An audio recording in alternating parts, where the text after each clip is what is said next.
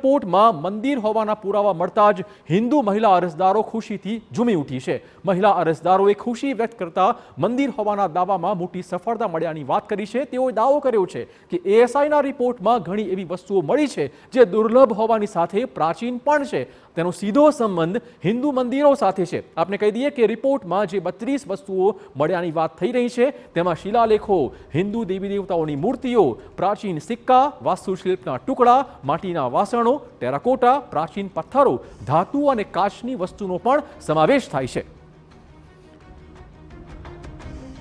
वहाँ पे पुराने सिक्के मिले हुए हैं, पुराने अति प्राचीन सिक्के टूटे हुए खंडित, जो हम लोग के मूर्ति मंदिर के जो अवशेष होते थे, टूटे हुए खंडित मूर्तियाँ मिली हुई हैं, शिवलिंग मिले हुए हैं, अर्धा मिला हुआ है, कई ऐसी संस्कृत भाषा में लिखे हुए और कई भाषाओं में लिखे हुए, ये साबित करते थे सारे भाषाओं में। वो समझ लीजिए एक मस्जिद जो करके वो लोग बैठे हैं, एक जो गुंबद वहाँ पे सिर्फ बना जो हमारे गुलामी का प्रतीक है, वो गुंबद सिर्फ ऊपर बना हुआ है, वो गुलामी का प्रतीक है। वो हम लोग साबित करने में आज कहीं ना कहीं थोड़ा जो है सही हो पाए हैं। हम लोग बहुत खुश हैं क्योंकि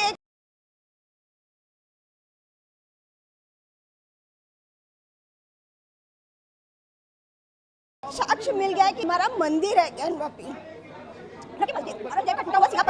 जो फरमान किए थे कि मंदिर को तोड़ मस्जिद बनाया जाए, वो भी एक साक्ष्य मिल गया है।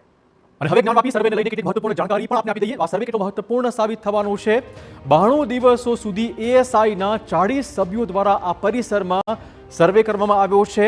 મહાસર્વે પછી મહાખુલાસો મળી આવ્યો છે। કુલ 839 પેજનો આ એએસઆઈનો સર્વેનો રિપોર્ટ સામે આવી ચૂક્યો છે। 1669ની વાત કે જ્યાંમાં મંદિર ધ્વંસ કરાયાના પુરાવા પણ મળી આવ્યા છે।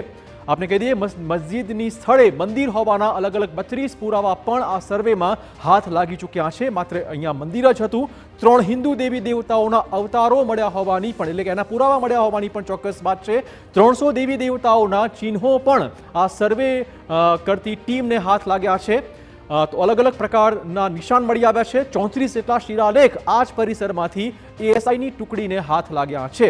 તો આ પ્રકારના તમામ પુરાવા મળી ગયા છે। મંદિરની 5000 વર્ષ જૂની એક પશ્ચિમી દિવાલ પણ એ મંદિરની જ હોવાની વાતનો ઉલ્લેખ રિપોર્ટમાં કરાયો છે। તો આ મહાસર્વે પછી અનેક મહાખુલાસા પણ થઈ રહ્યા છે। આમ અયોધ્યામાં રામલલ્લાના આગમન બાદ હવે વારાણસીમાં ભોળેનાથ પોતાના મૂળ સ્થળે પરત ફરે તેવી સ્થિતિ બની રહી છે। આ રિપોર્ટ બાદ હવે મસ્જિદની જગ્યાએ મંદિર હોવાની વાતને સત્તાવાર મહોર લાગી ચૂકી છે। હાલ જીપીઆર સર્વેનો અભ્યાસ ચાલુ છે, જેનો રિપોર્ટ હજુ બાકી છે। આ સાથે જ જે વિસ્તાર સીલ મરાયો છે તેનું પણ સર્વેનું કામ બાકી છે। આ સીલ કરાયેલા વિસ્તારના સર્વે બાદ સમગ્ર મામલો હજુ વધુ સ્પષ્ટ બનવાનો છે।